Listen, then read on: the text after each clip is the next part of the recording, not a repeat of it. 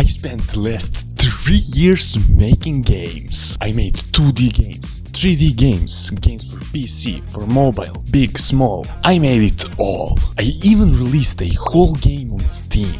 In this video, I'll show you all the games that I made, and I will also give you some advice if you want to get into game development yourself. But before I tell you all that, let me tell you how everything started. When I was in high school, we learned the basics of C# in informatics class. I had a lot of fun while programming, and I was good at it, so I wanted to make something more than just a high school project. I looked up on Google what is C# used for, and I came across Unity. I watched a lot of tutorials and tried making my first game. That game was a very simple game where you try to build as much muscle as you can by tapping on the screen. It wasn't the most complicated or polished game, but it was my first game and I'm proud of it. The next game that I tried making was a Geometry Dash clone. There wasn't anything special about this game. It was just a jumping cube trying to pass some obstacles. After that game, I wanted to make something more challenging, so I decided to make my first platformer. I struggled a lot with this game because I was still a beginner, and after a lot of effort, I burnt out and gave up on game development completely. This was the first time that I encountered the biggest enemy of all indie game developers: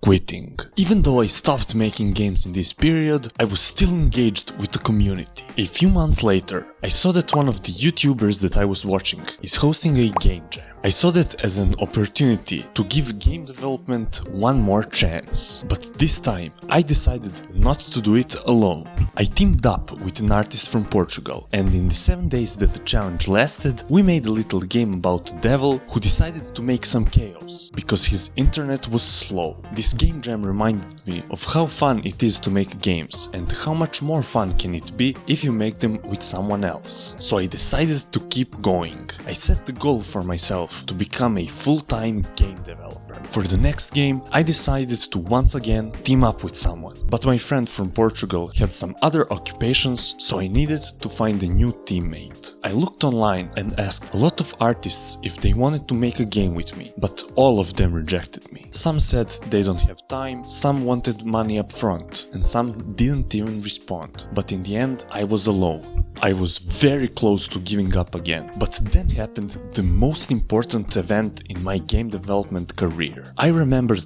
that I have a brother who lives with me and is the most talented person that I know of. I asked him and he was down to make a game. Our plan for this game was to make a trailer, post it on Kickstarter, and if we have a successful campaign, that means that people want to play our game and that we should make it. We worked super hard. We were making this game while my brother Luca was still in high school and I was working full-time at McDonald's, while also going to college. But in the end, the Kickstarter failed miserably. We didn't even raise $100. So I quit game development once again and went back to flipping burgers. But the story doesn't end there. One day, months after that, while I was doing my usual burger flipping, severely depressed, a thought crossed my mind. What if I tried again? What if instead of flipping burgers, I gave game development one more try? I asked Luca and he said, sure, why not? So we started making our next game, Cody's Nightmare. I was programming and Luca was making animations, but the animations took a lot more time than programming. I had some free time, so I decided to make this YouTube channel. On this channel, I made some games as challenges, and I made them completely alone, which you'll be able to see by the horrendous art.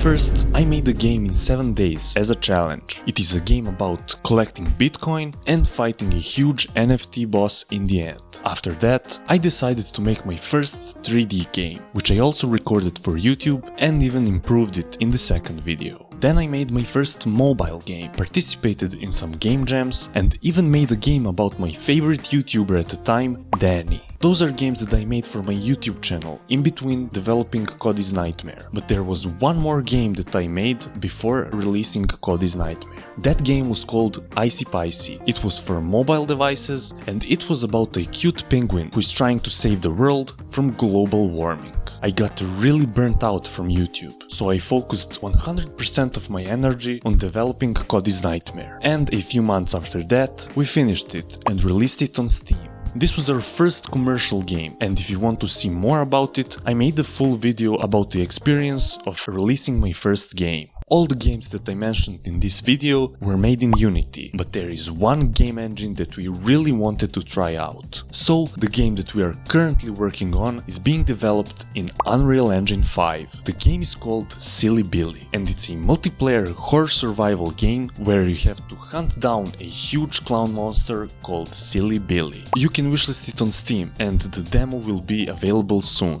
So if you want to see more about that game, you can check this video here.